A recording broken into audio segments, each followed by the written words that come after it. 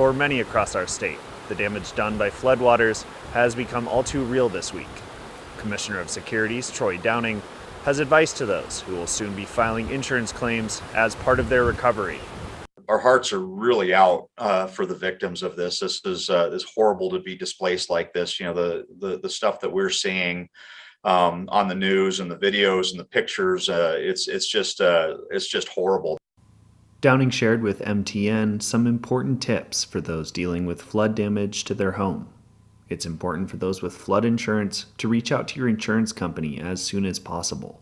Keep your receipts from expenditures due to the flooding, and to document your losses by creating an inventory and utilizing photos from before and after.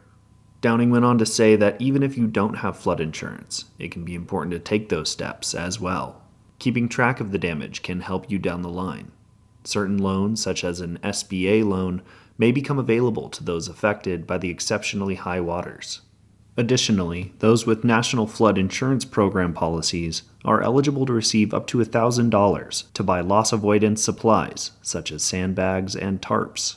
I wish I had some better news for you. I mean, this is unfortunately a pretty bad situation, and we're just trying to make sure that people understand, what they can do to get the best results out of a bad situation.